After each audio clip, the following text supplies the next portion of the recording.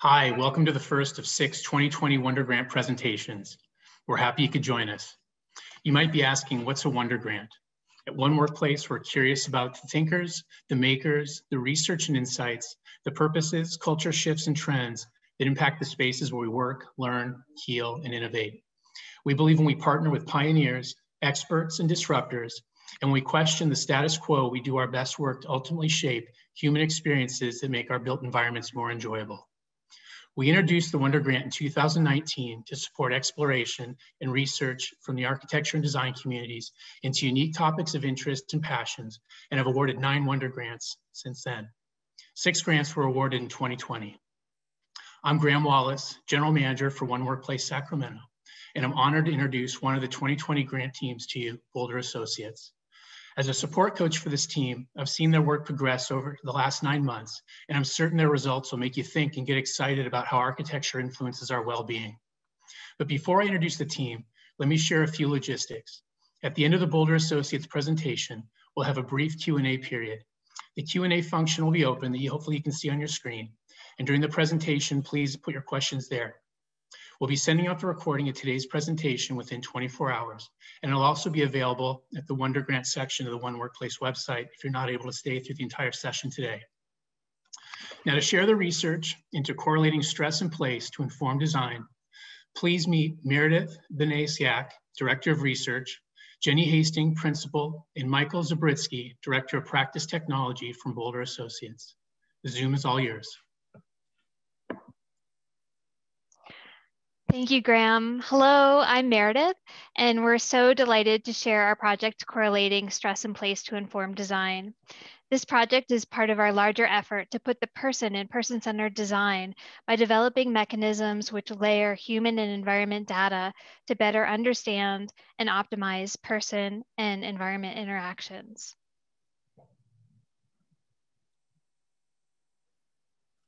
Hi, everyone. I'm Jenny Hastings.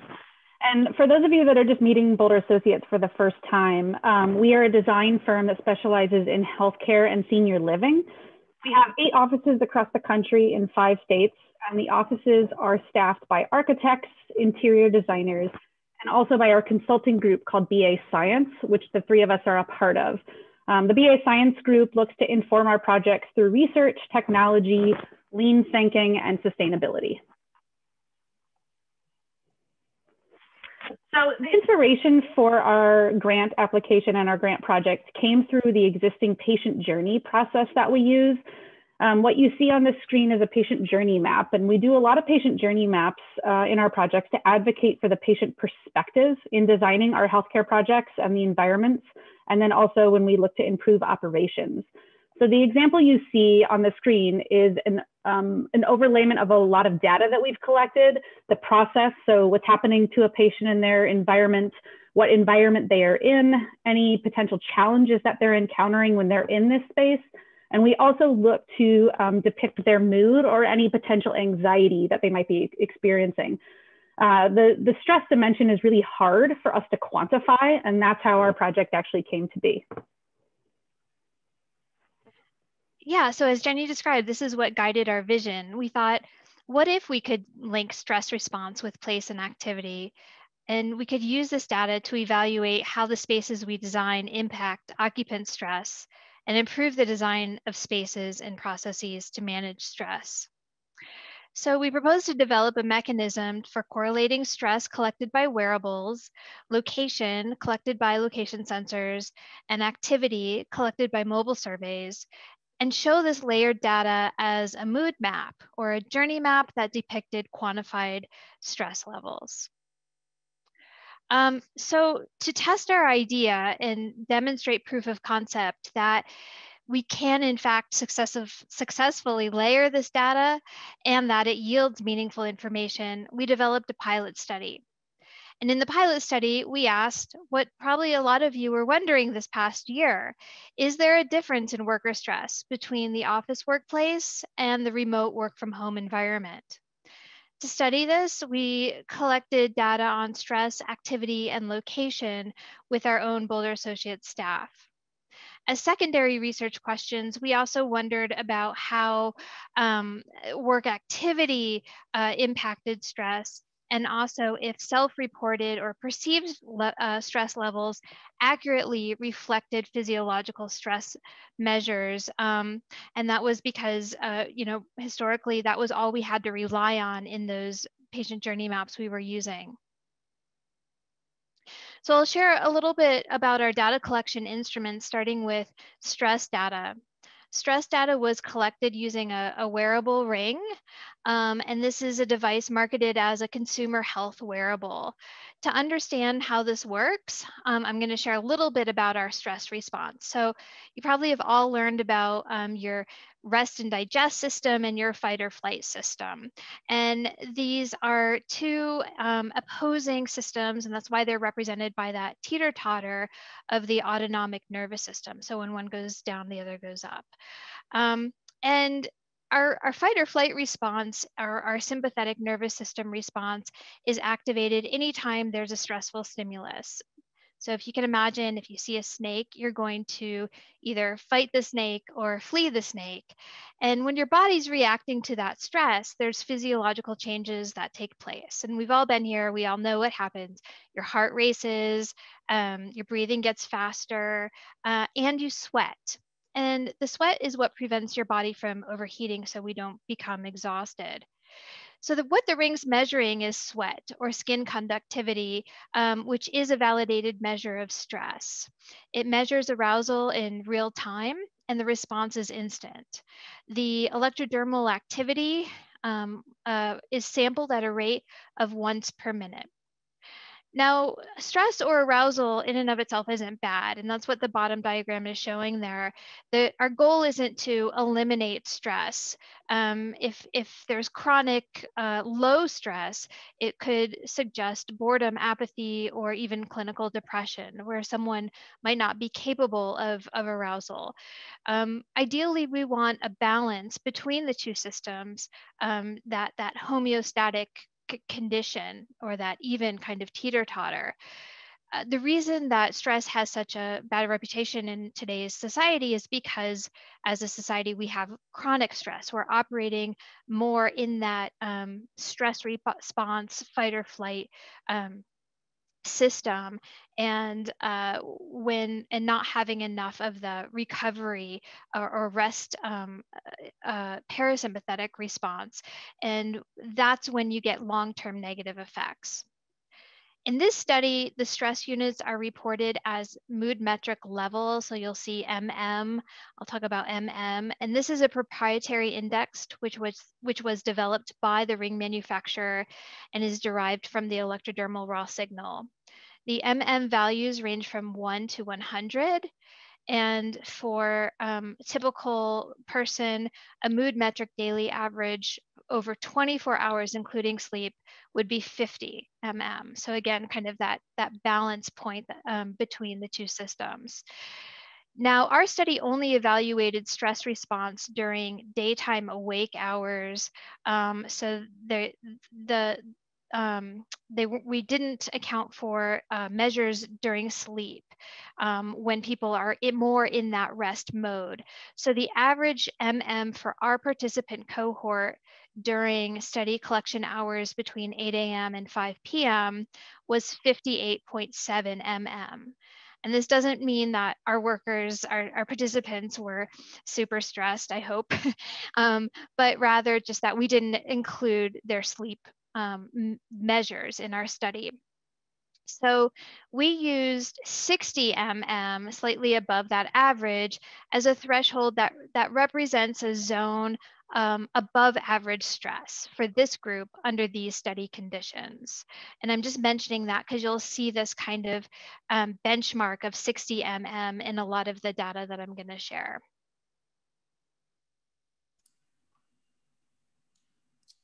Okay, hi everybody. I'm Michael Zabritsky. I helped set up some of the technology that we use in the study, as well as try to take the data that we gathered and collect it and merge it together. So for location, we primarily wanted to track whether a person was working from home or in the office. We also wanted to see if a change in location within the office made a difference. So we added a few extra common areas in the office as data points for data gathering. At home, we really only wanted to see if somebody was at their desk. We didn't want to invade on their privacy too much, and just really decided to track just whether they were at their desk at home working. So to track the location, we decided to use BLE beacons. So the BLE beacons are Bluetooth low energy beacons and a sensor to gather that data. It's a really simple solution, which actually was a good thing during COVID because we did run into a few challenges, and a simple solution ended up being beneficial for us. So once programmed, the beacons, very simple to use. We could just mail them or hand them off, and they would just have to go in and plug them in and they would work. So once you plug them in, they would connect to Wi-Fi and they're ready to go. So the beacons themselves are lanyards. You could wear them, they could carry them in a bag. The sensors we used are actually Raspberry Pi computers that are programmed to act as a BLE beacon receiver. So we placed these sensors at the participants' desks at home and in their office desk. We also placed a few in the office common areas like break rooms and conference rooms, so we could measure differences between those spaces. So the sensors themselves work by measuring the proximity signal strength to any beacon that they find within range. So the range and signal vary, but for this study, it was approximately 20 to 25 feet. So the sensors would collect this data every minute and write it and upload it to a cloud-based database. So once that data was in the database, at the end of the study, we were able to use that and connect it with other data. So after the study, we used tools, some data visualization tools like Tableau to merge that data, to analyze that location data with some of the other data that Meredith is going to talk about next. Activity data was collected using surveys, which were sent to a participant's mobile device during 5 intervals throughout the workday. And the survey prompts asked a participant to describe current activity, what space they were in, and how stressed they were on a 5-point scale from not at all to extremely. Each of the 3 data streams, as Michael mentioned, was timestamped, and that's what allowed us to bring them into that common spreadsheet and look at interactions between the layers of data. The pilot study collected data from those 3 sources from 7 participants over a 5-day work week. We had 4 rings available, so we were able to run 4 participants per collection period, and we planned for 2 collection weeks and a total of 8 participants, but we did have 1 participant who had to drop out, so that's what brought us to 7. Initially, we had planned to do our entire study collection in Boulder, our Boulder office, and the day before we were going to launch the 2nd study collection period, the county closed the workplace due to the pandemic. And so we weren't able to have people going into the office. So we decided some data was better than no data, and we moved a 2nd study location to our Orange County office in California. Not ideal, but kind of that's what we decided to do given the pandemic. Participants were selected based on their ability to work at least 20% out of their home workplace and at least 20% at the office. And stress, activity, and location data were collected over the 5-day work week, Monday through Friday, between 8 and 5 p.m. Now, this study did not account for the many variables which have known impacts on stress: personality, commute times and traffic, distractions, children, roommates, generational preferences, home workplace conditions and amenities and resources that would impact someone's ability to do work, unmet social needs from people who live alone. We recognize the role that all such variables play in understanding the interaction of stress in workplace setting. So this wasn't a control study in that regard. Also, we recognize that the office workplace setting in this study wasn't really representative of anything other than a pandemic office workplace. It didn't really reflect a typical pre-pandemic workplace or future because of the low social density and the social distancing requirements, and maybe even reduced distractions as well.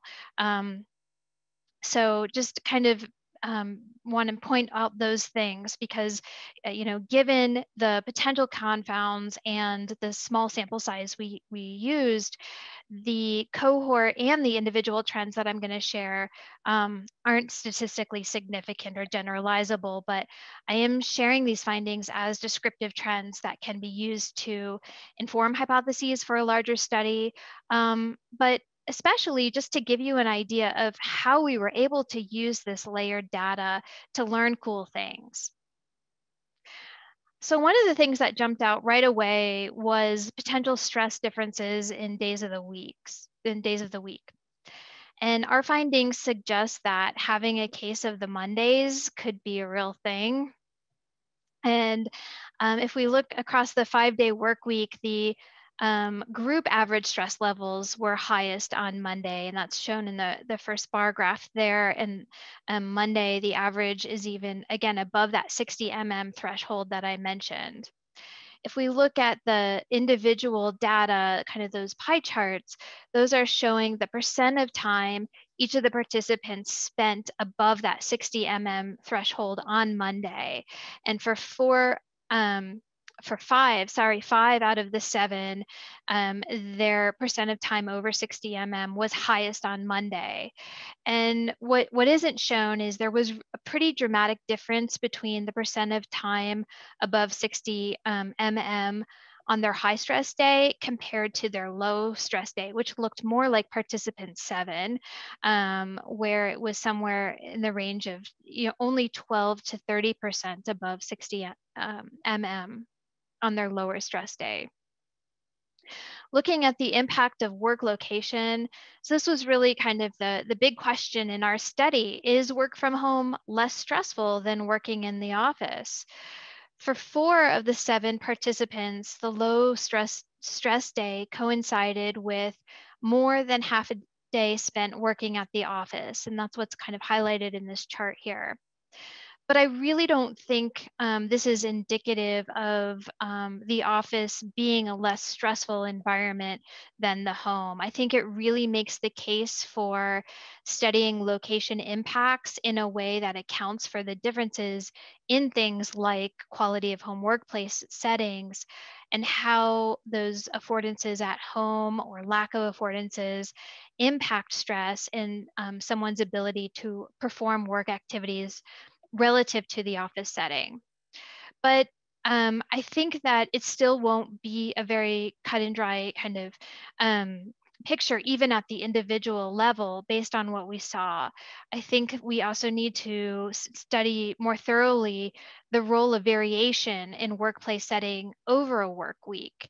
Since all 7 of our participants spent most of the work week in the home setting and less time at the office, these differences in stress that we're seeing could be just an effect of having variation. So they're always in one environment and they move to another one and maybe their stress goes down.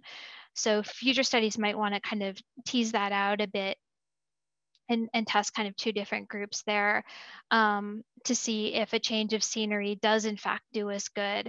And I think that kind of study is especially relevant to kind of cultivating a future hybrid workplace culture. While a change of scenery throughout the work week might decrease stress, multiple location changes within a single day seem to increase stress among our participants. For a little less than a third of the work days across all the participants, the workday was split across multiple locations. So they weren't spending the whole day in one location. And what's shown here is one participant's data over the 5-day period. And you can see the low stress days, Tuesday and Thursday, coincided with working from home compared to the other 3 days, which were split among working from home, office, and going to project site visits.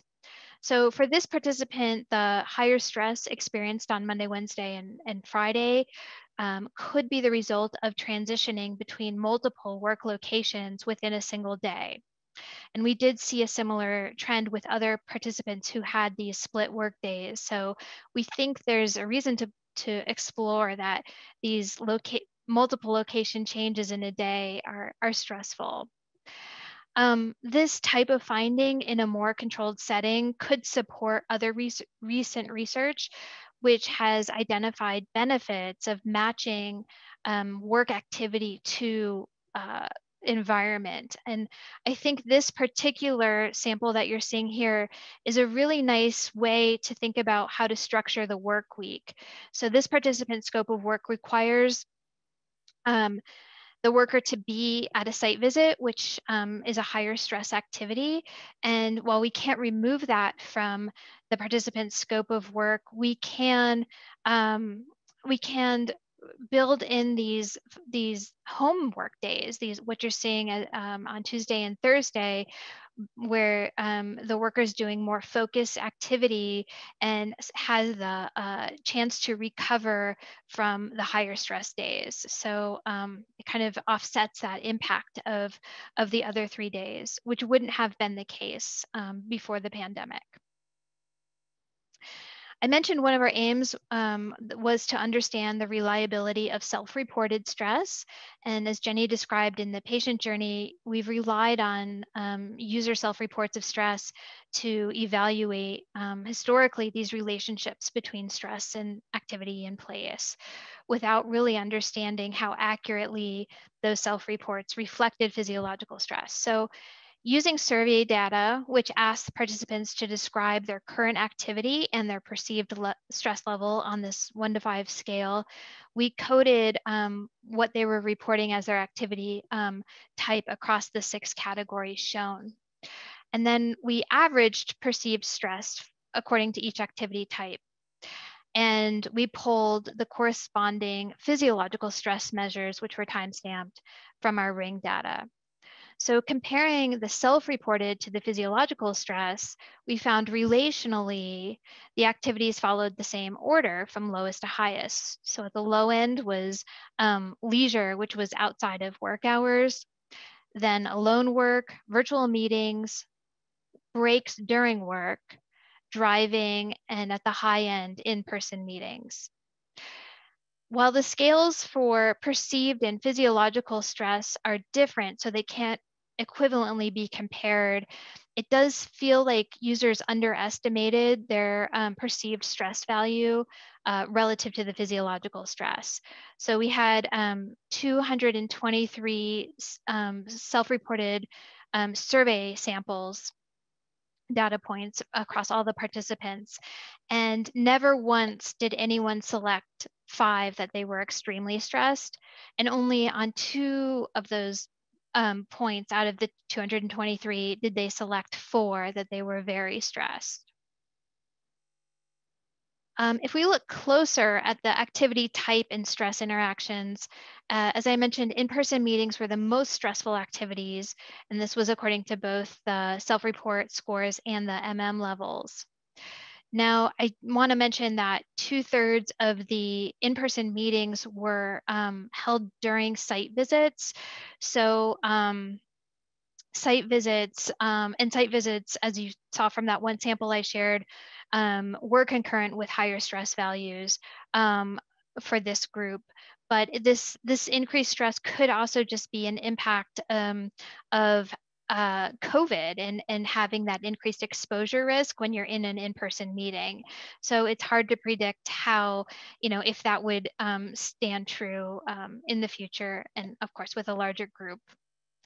The bottom graph shows a participant beginning their workday at home, where 60% of the time their stress was above 60 going to a site visit, which is represented in green, the yellow is their driving time, where they're 84% of the time above the 60 level, and then returning home, where only 50% of the time they were above 60 So this was another trend we saw with several of our participants when they were moving locations within a single day, that It you know, in this case, the participant was going back to the exact same environment, but the stress was less. And it seems that even the anticipation of moving work locations within a single day can potentially create increased stress. So again, that kind of points to this interest in exploring these transitions of moving locations within a single day. But I think it's pretty interesting kind of when they return home, you can really just see that drop. It's like, it feels like to me like a sigh of relief there. So as I mentioned, given the small sample size and that we didn't control for those known variables impacting stress, our findings aren't generalizable or don't suggest design and operational implications, but they could be used as a set of revised hypotheses to inform a larger controlled study. And some of the other studies that have come out using data from this pandemic year have suggested that future post-pandemic workplaces will include multiple work locations, which are not limited exclusively to home or exclusively to office.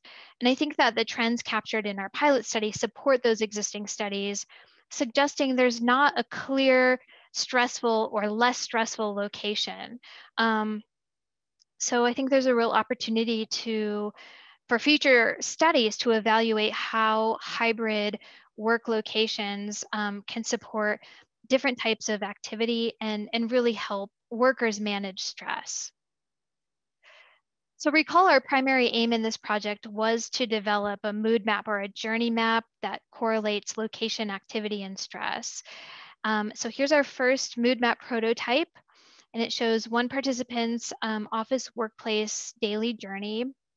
And this is where we use Tableau, as Michael mentioned, to layer those different data streams into a single dashboard and track a user's journey over any given day.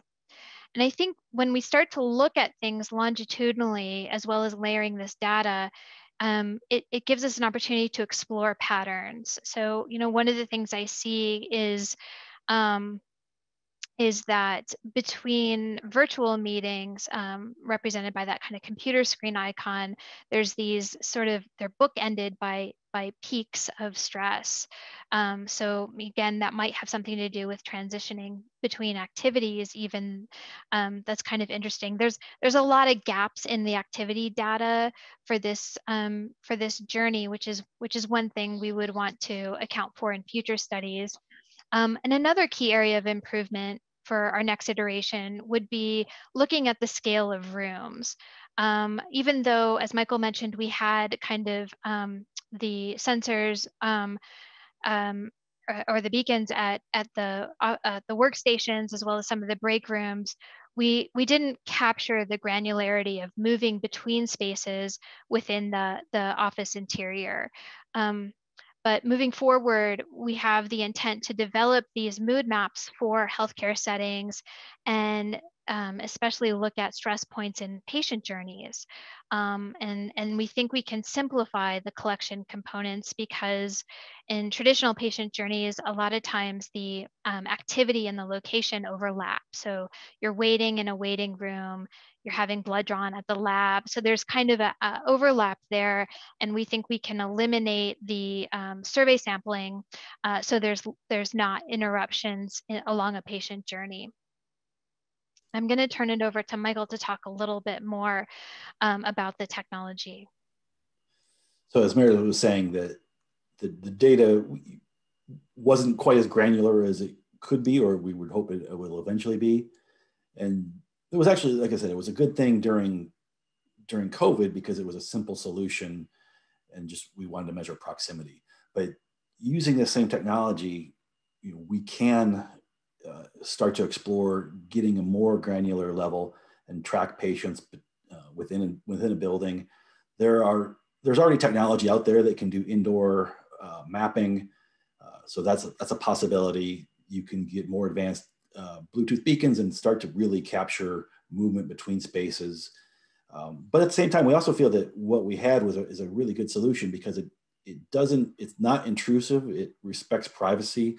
It doesn't ask users to install location tracking software on their phones.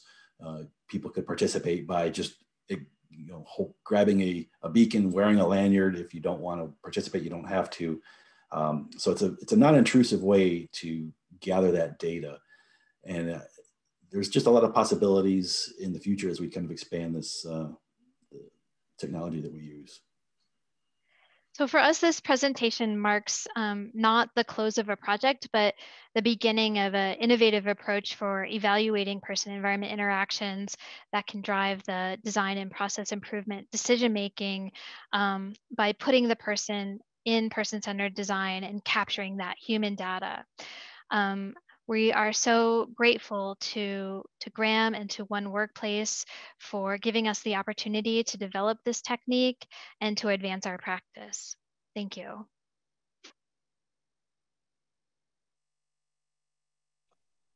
Yeah, thank you, Meredith, Jenny, and Michael, for sharing the results of your pilot research. It was really exciting. I'm sure that everyone on the Zoom call is thinking about all the possibilities and how they might apply the Moodmap technology. And I guess I was really curious to think about how are you thinking about using this tool to inform your design practice?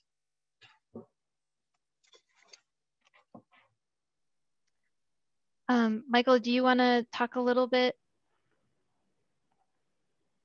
Oh, you're asking about how we're going to use it to inform our design practice. Sorry, Graham. A good question. So as I mentioned, we already do a lot of journey mapping, and so this kind of steps it up a bit because we have quantified information on stress. So I think that the very next step would be to start doing this with patients in healthcare environments, and using that to evaluate not only design, but process improvement. So if we're seeing high stress points in the patient journey, can we eliminate those points altogether? Or if not, because we know sometimes patients have stress, and that's a result of kind of what's going on, but how can we design the environment to support them?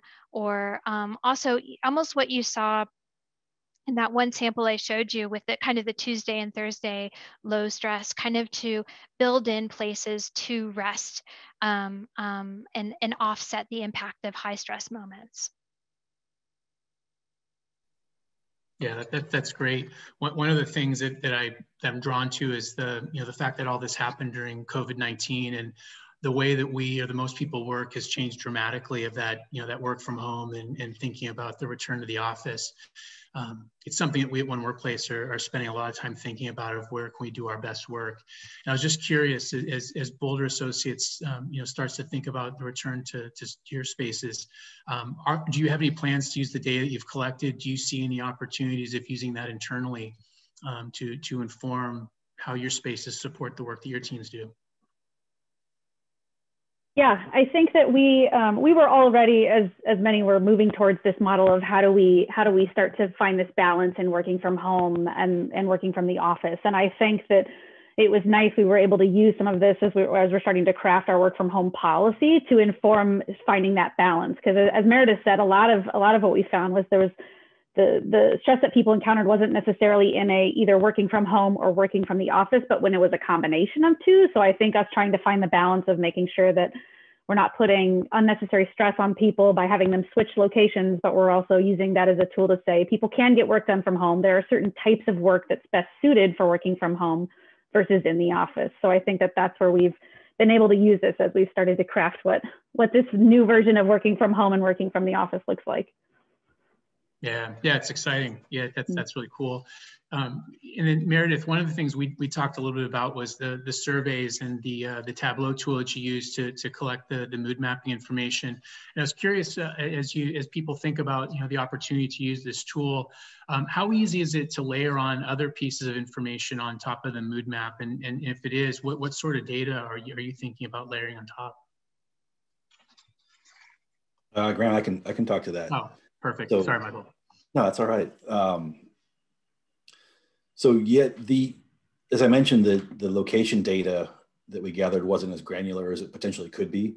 So, starting right there, we would be able to hopefully gather more granular location data and track movement, not just proximity. But any type of data that we can gather through all the sensors that are starting to show up all over projects could potentially be layered into this information. So we use time itself as the key to group, to act as a key to connect data. So anything that has a timestamp, we were able to connect it to something else that had a similar timestamp. So starting to look at other sensor data. In other studies, we were measuring lighting levels. So we could start to see the impact of light on mood and light on stress, but just anything else that we can connect with a sensor, things like air quality,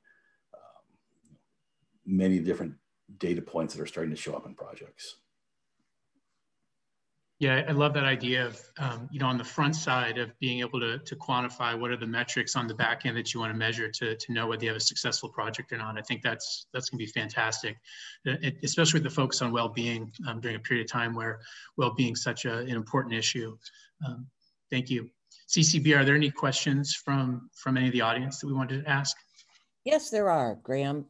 There's one question. I'm going to say there's two questions that kind of can be put together into one, which is, first off, how do you anticipate the findings from your research would be different post-pandemic, and how has pandemic stress contributed to unique variables in your data? And there's a second question that I want to throw in here that's is there a reason why you removed those types of controls, like personality, et cetera, from the study? Because I think they're going to be connected. Okay, sure. So, I mean, the answer for why didn't we control for those kind of things was just time and money. Sort of our main goal was to try to just build this system, and we just didn't have the bandwidth to conduct the kind of surveying and controls, and as well as just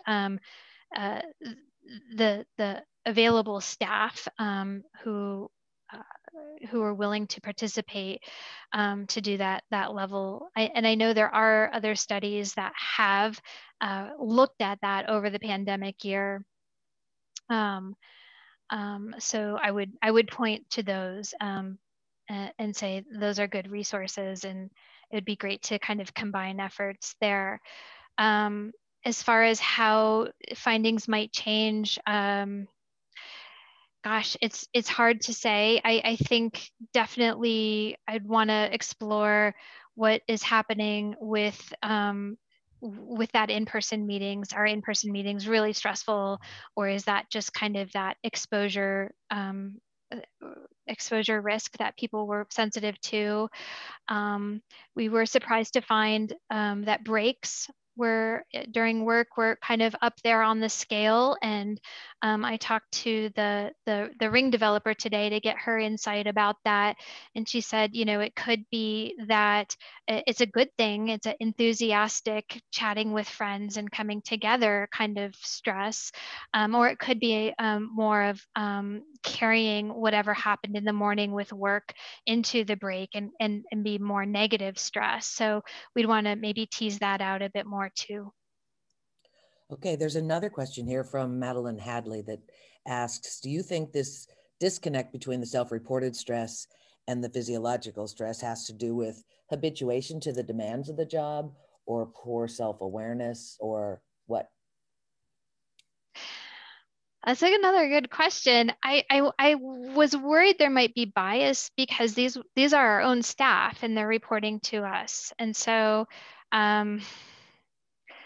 it also could just be if it was an outside researcher, would they have reported stress levels differently?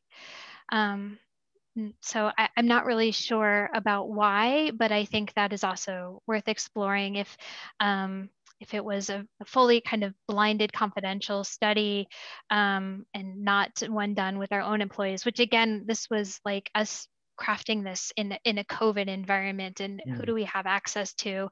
We didn't have access to patients during this time. but our volunteers were really great. But I wonder if there was sort of a bias in underreporting stress just because they were reporting to us. Okay, I'm going to give you one last question, which also kind of ties in there. Was a certain age group considered for this study, or was it a random selection of people? Did you have any intentionality with the choice?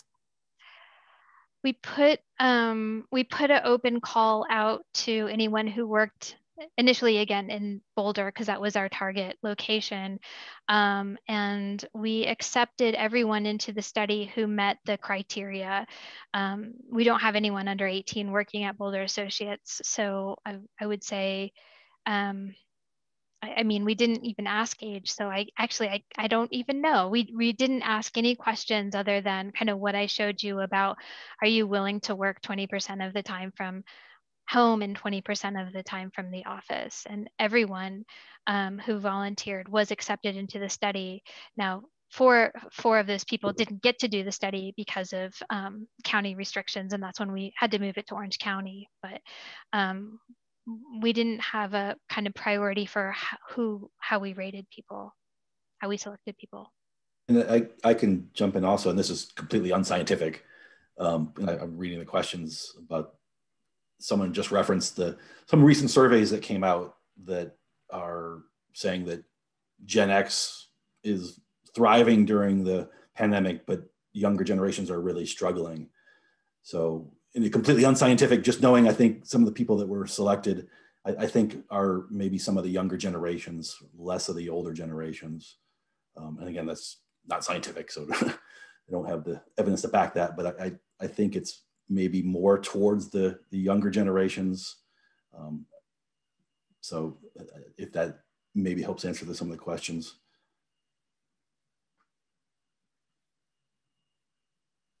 Yeah, that was great. Thank you, Michael. As a Gen Xer, I'm thriving. So thank you I'll validate the research. Again, I just want to say thank you, Meredith, Jenny, Michael, for sharing the results of your pilot. It's been fantastic 9 months kind of watching this come to fruition.